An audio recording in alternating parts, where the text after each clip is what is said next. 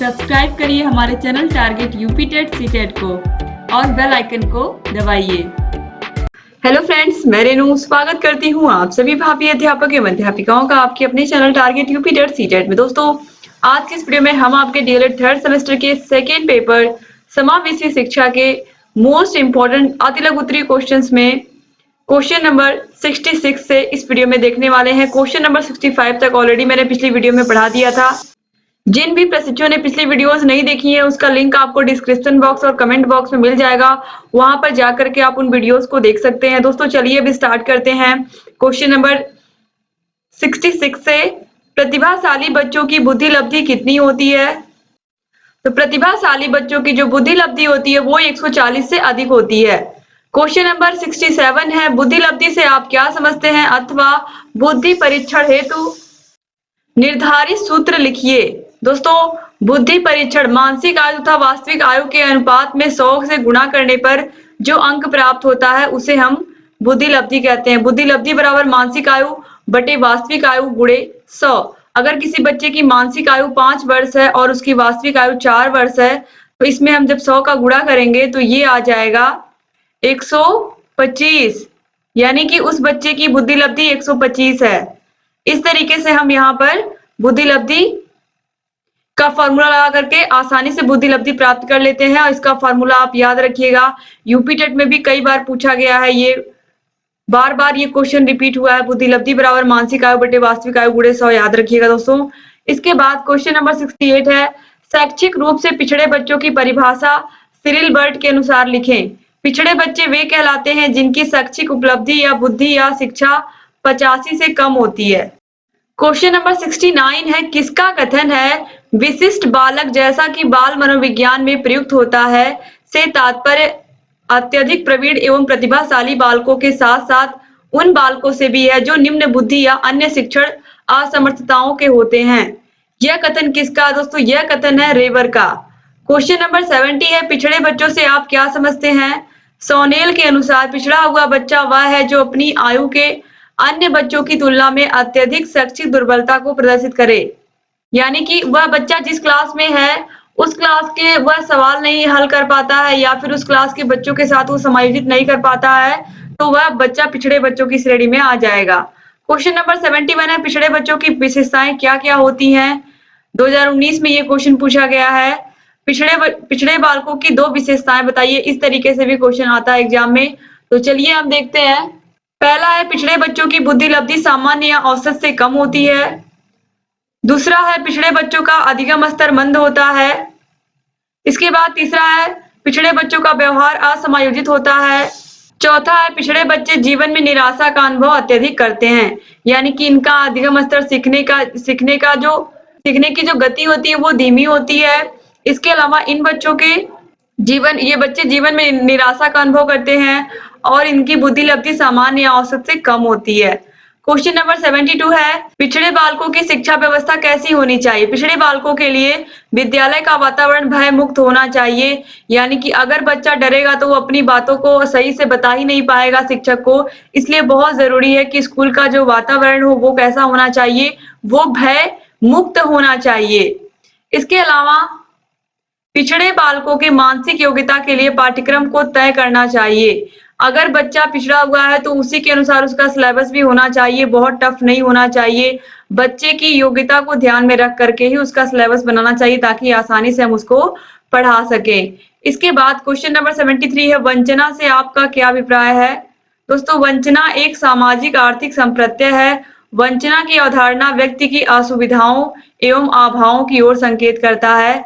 वंचना मतलब वंचित वर्ग या वंचित व्यक्ति या वंचित बालक जिन्हें सारी सुविधाएं नहीं मिली हैं, इसीलिए यहाँ पर लिखा हुआ है असुविधाओं एवं अभावों की ओर यह संकेत करता है कि जो वास्तव में जो मूलभूत आवश्यकताएं होनी चाहिए वह भी इन्हें नहीं प्राप्त हो रही हैं।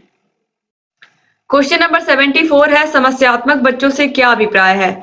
वैलेंटाइन के अनुसार समस्यात्मक बच्चे वे बच्चे हैं जिनके व्यवहार तथा व्यक्तित्व इस सीमा तक असामान्य होते हैं कि वे घर, विद्यालय तथा समाज में समस्याओं के जनक बन जाते हैं। वैलेंटाइन का ये कथन बहुत ही महत्वपूर्ण है, बहुत इंपॉर्टेंट है। समस्यात्मक बच्चों की परिभाषा इन्होंने बहुत ही अच्छे से बताई है कि समस्यात्मक बच्चे वे बच्चे होते हैं जो घर, परिवार, विद्यालय और समाज सबके लिए समस्या के जनक बन जाते हैं।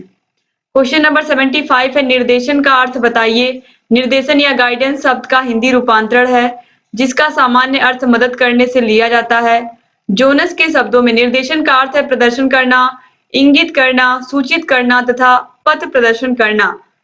इसका अर्थ सहायता देने से अधिक है। क्वेश्चन नंबर 76 है, परामर्श की परिभाषा दीजिए। दोस्तों, मायर्स के अनुसार ये बहुत ही इंपॉर्टेंट परिभाषा है। मायर्स की बहुविकल्पी क्वेश्चंस में जिन भी प्रशिक्षुओं ने पढ़ा है बहुविकल्पी क्वेश्चंस, उन्होंने देखा होगा कि ये मायर्स के अनुसार बहुत बार परिभाषा पूछी गई है एग्जाम में कि परामर्श से तात्पर्य दो व्यक्तियों का संपर्क और जिसमें एक व्यक्ति दूसरे को क्या करता है, किसी न किसी प्रकार की सहायता देता है या जिसमें एक व्यक्ति को किसी प्रकार की सहायता दी जाती है। बहुत इंपॉर्टेंट है ये। क्वेश्चन नंबर 77 है, मनोविज्ञान शाला कहाँ स्थित है। मनोविज्ञान शाला उत्तर प्रदेश इलाहाबाद में स्थित है। अब आप लोग क्या लिखेंगे, इलाहाबाद की जगह आप लोग लिखेंगे प्रयागराज। क्या लिखेंगे, प्रयागराज। तो याद रखिएगा दोस्तों कि आपको प्रयागराज लिखना है जहां भी इलाहाबाद आएगा। क्वेश्चन नंबर 78 है, मनोविज्ञान शाला उत्तर प्रदेश इलाहाबाद की स्थापना कब हुई थी। दोस्तों, मनोविज्ञान शाला उत्तर प्रदेश इलाहाबाद की स्थापना 1954 में हुई थी। मनोविज्ञान शाला उत्तर प्रदेश इलाहाबाद की स्थापना किसने की थी, तो किसने की थी, आचार्य नरेंद्र देव समिति ने की थी। याद रखिएगा क्वेश्चन नंबर 79। इसके बाद क्वेश्चन नंबर 80 है, मनोविज्ञान शाला उत्तर प्रदेश इलाहाबाद का संस्था प्रमुख क्या कहलाता है। पदेन निदेशक कहलाते हैं। जो सबसे प्रमुख पद होता है इसमें क्या कहलाते हैं, पदेन निदेशक।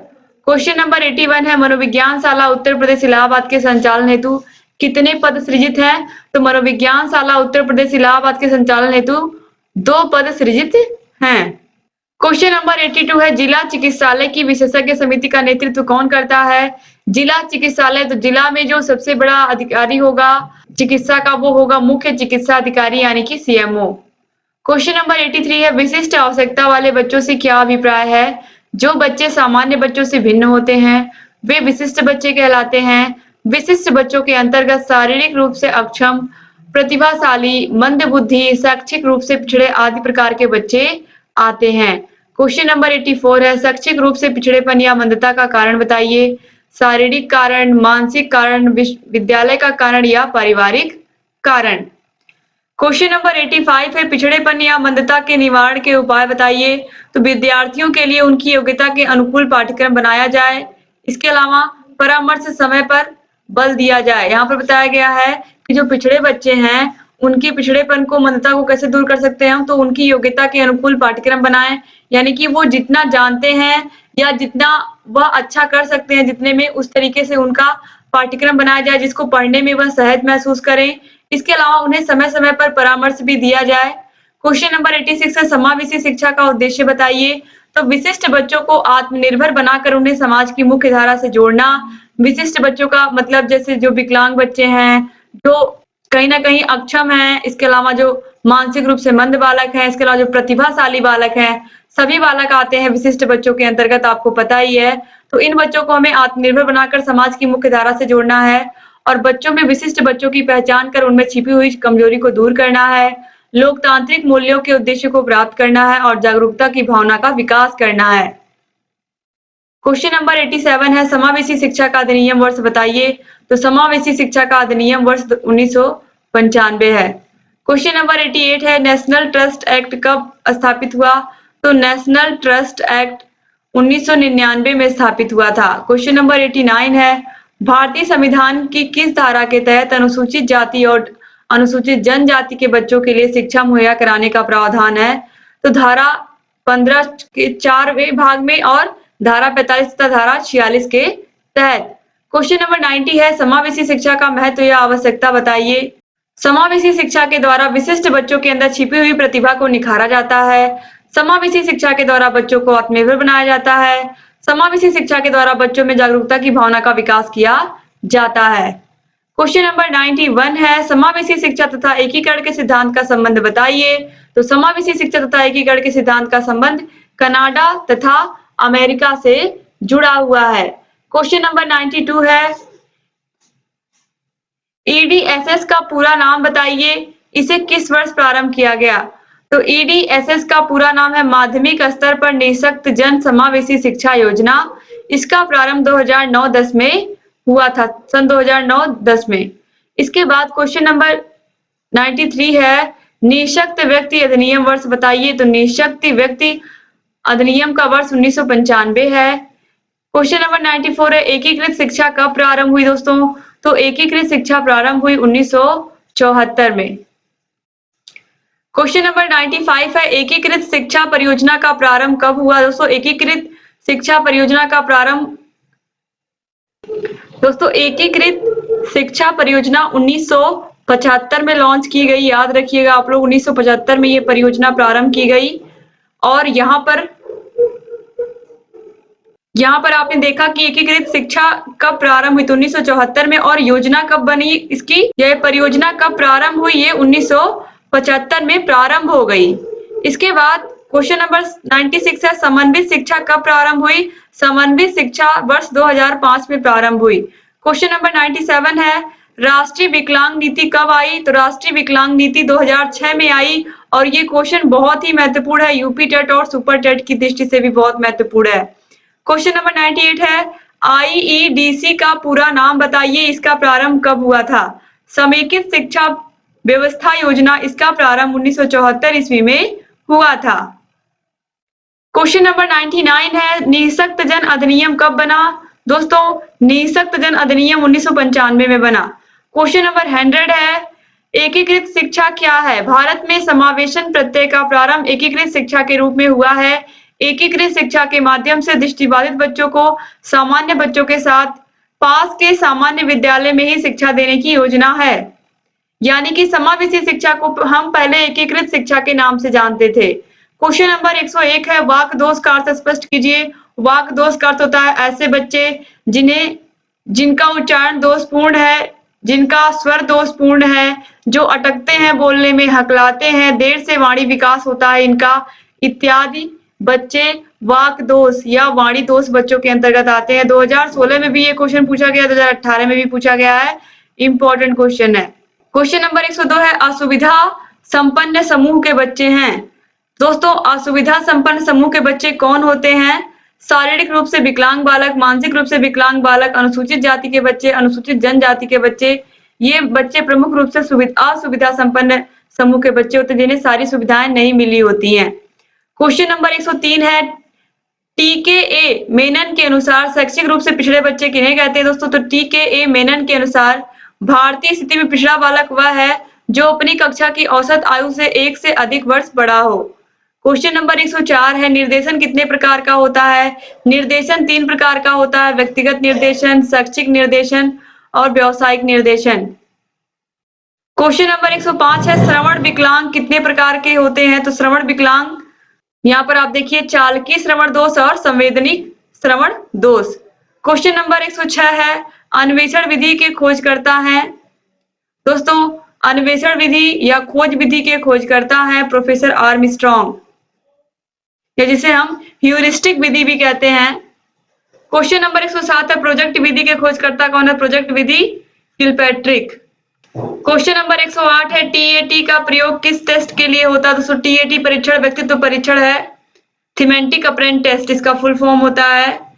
क्वेश्चन नंबर 109 है, 80 से 89 वाले बच्चे, 80 से 89 आईक्यू वाले बच्चे कैसे होते हैं? ये बच्चे मंद बुद्धि के बच्चे कहलाते हैं। क्वेश्चन नंबर 110 है, 70 से 79 आईक्यू वाले बच्चे कैसे होते हैं? दोस्तों 70 से 79 आईक्यू वाले बच्चे क्षीण बुद्धि के होते हैं। क्वेश्चन नंबर 111 है, 50 से 69 आईक्यू वाले बच्चे कैसे होते हैं? दोस्तों तो ये होते हैं अल्प बुद्धि के। यहाँ पर 69 होगा, 89 लिख उठा है, मिसप्रिंट हो गया है। क्वेश्चन नंबर 112 है, बाल अपराध के कोई 2 कारण लिखिए। तो दोस्तों सबसे पहले विघटित परिवार, यानी कि परिवार संगठित नहीं होते हैं। इसके अलावा गरीबी, 2018 में ये क्वेश्चन पूछा गया है। क्वेश्चन नंबर 113 है, मंद बुद्धि के बालकों का प्रकार बताइए। तो मंद बुद्धि के बालक 3 प्रकार के होते हैं, जड़ बुद्धि के, हीन बुद्धि के और मूढ़ बुद्धि के। क्वेश्चन नंबर 114 है, सामूहिक बुद्धि परीक्षण की विशेषता बताइए। सामूहिक बुद्धि परीक्षण शाब्दिक तथा अशाब्दिक दोनों होता है। क्वेश्चन नंबर 115 है, राष्ट्रीय न्यास अधिनियम का वर्ष बताइए। राष्ट्रीय न्यास अधिनियम का वर्ष 1999 है। क्वेश्चन नंबर 116 है, राज्य सरकार प्रति वर्ष निःशक्त बच्चों को कितनी धनराशि देती है? तो राज्य सरकार प्रतिवर्ष निःशक्त बच्चों को 600 रुपए की धनराशि देती है। क्वेश्चन नंबर 117 है, बुद्धि परीक्षण के जनक कौन है? तो बुद्धि परीक्षण के जनक बिने हैं। क्वेश्चन नंबर 118 है, बुद्धि लब्धि का सूत्र पूर्ण रूप से किसने दिया? तो बुद्धि लब्धि का सूत्र पूर्ण रूप से टर्मन ने दिया। क्वेश्चन नंबर 119 है, शाब्दिक सामूहिक परीक्षण का दूसरा नाम बताइए। तो शाब्दिक सामूहिक परीक्षण का दूसरा नाम आर्मी अल्फा परीक्षण है। क्वेश्चन नंबर 120 है, अशाब्दिक सामूहिक परीक्षण का दूसरा नाम क्या है? तो अशाब्दिक सामूहिक परीक्षण का दूसरा नाम आर्मी बीटा परीक्षण है। यानी कि जो शाब्दिक परीक्षण होता है जिसमें पढ़े लिखे लोग सम्मिलित होते हैं, क्योंकि यह इसमें चीजों को लिख करके आंसर करना होता है या फिर समझ करके, और जो अशाब्दिक होते हैं इसमें क्रियाकलाप के माध्यम से इसमें बुद्धि परीक्षण किया जाता है। तो ये अल्फा, आर्मी अल्फा और आर्मी बीटा, बस इतना ही अंतर है, याद रखिएगा। क्वेश्चन नंबर 121 है, बुद्धि परीक्षण बुद्धि लब्धि के आधार पर बालकों को कितने वर्गों में बांटा गया? तो दोस्तों, सामान्य बुद्धि, श्रेष्ठ बुद्धि और मंद बुद्धि। क्वेश्चन नंबर 122 है, डॉक्टर जलोटा ने किस बुद्धि परीक्षण का निर्माण किया था? तो डॉक्टर जलोटा ने 1951 में सामूहिक बुद्धि परीक्षण का निर्माण किया था। क्वेश्चन नंबर 123 है, परामर्श किसे कहते हैं? किसी व्यक्तिगत समस्याओं एवं कठिनाइयों को दूर करने के लिए दी जाने वाली सहायता, सलाह और मार्गदर्शन को ही हम क्या कहते हैं? परामर्श कहते हैं। यानी कि व्यक्तिगत कठिनाइयों को दूर करने के लिए ही अगर हम किसी को सहायता दे रहे हैं, सलाह दे रहे हैं, तो हम क्या कर रहे हैं? उस व्यक्ति को परामर्श दे रहे हैं। क्वेश्चन नंबर 124 है, अल्फ्रेड बिने ने पहला बुद्धि परीक्षण कब किया था? तो अल्फ्रेड बिने ने पहला बुद्धि परीक्षण 1905 में किया था। यहाँ पर 1915 लिखा हुआ है, इसको सही कर लीजिएगा, 1905 होगा दोस्तों। क्वेश्चन नंबर 125 है, परामर्श की दो विधियों का नाम लिखिए। तो परामर्श की दो विधियां हैं, निर्देशात्मक परामर्श और अनिर्देशात्मक परामर्श। क्वेश्चन नंबर 126 है, समावेशी शिक्षा का क्या अर्थ है? समावेशी शिक्षा से तात्पर्य छात्रों को सार्थक शिक्षा अनुकूलतम पर्यावरण में उपलब्ध कराई जाए, जिससे वे अपने जीवन को सफल बना सकें। इसमें योग्यता, शारीरिक अक्षमता, भाषा, संस्कृति, पारिवारिक पृष्ठभूमि एवं उम्र किसी प्रकार का अवरोध उत्पन्न न कर सके। क्वेश्चन नंबर 127 है, मंद बुद्धि बच्चों की मानसिक विशेषता बताइए।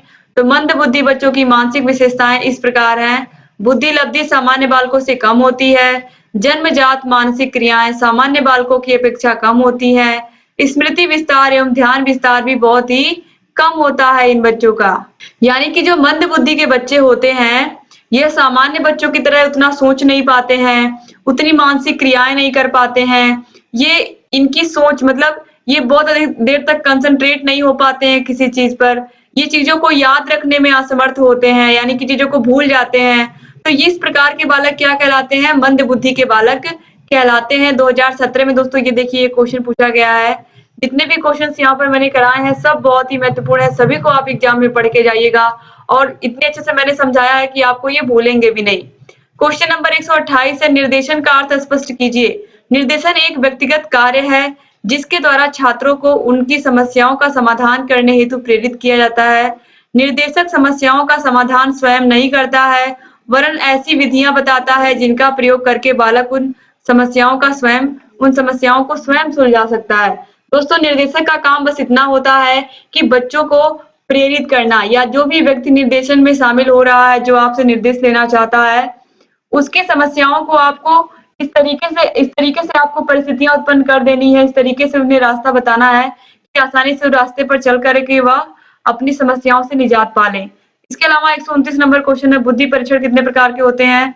तो बुद्धि परीक्षण कितने प्रकार के होते हैं? 2 प्रकार के, व्यक्तिगत परीक्षण और सामूहिक परीक्षण। इस तरीके से दोस्तों यहाँ पर आप लोगों ने सारे क्वेश्चन कर लिए अतिलघु उत्तरी। उम्मीद करती हूँ ये वीडियो भी आपको पसंद आई होगी। अगर वीडियो अच्छी लगे तो प्लीज वीडियो को लाइक करके जाइएगा, और अपने अच्छे से प्यारे प्यारे कमेंट्स करना आप लोग मत भूला करिए दोस्तों। और अगर अभी तक आपने वीडियो को शेयर नहीं किया अपने कॉलेज फ्रेंड्स को, तो प्लीज शेयर कर दीजिए।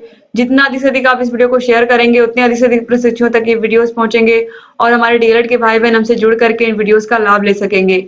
यहाँ आई बटन पर भी क्लिक करके आप सभी वीडियोस को देख सकते हैं। डिस्क्रिप्शन बॉक्स और कमेंट बॉक्स में आपको सभी विषयों की लिंक मिल जाएगी। सभी विषयों की जो हैंड रिटन नोट्स में मैंने वीडियोस बनाई हैं वो भी आप देख सकते हैं। सभी विषयों के previous year question paper solve कर सकते हैं। सभी विषयों के राजन सीरीज, पवन सीरीज को सॉल्व कर सकते हैं, और सभी विषयों के इंपॉर्टेंट क्वेश्चंस को भी आप सॉल्व कर सकते हैं। एक बार फिर से आप सभी का बहुत-बहुत धन्यवाद वीडियो को पूरा देखने के लिए। उम्मीद करती हूँ कि आप चैनल से ऐसे ही बने रहेंगे और सभी वीडियोज़ को देखते रहेंगे। जहाँ कहीं भी कोई भी समस्या आएगी हमसे बताते रहेंगे। एक बार फिर से आप सभी का बहुत-बहुत धन्यवाद वीडियो को पूरा देखने के लिए। मिलते हैं नेक्स्ट वीडियो में, तब तक अपना ख्याल रखिएगा, अपने परिवार का भी ख्याल रखिएगा और हमारे चैनल से ऐसे ही बने रहिएगा। जय हिंद।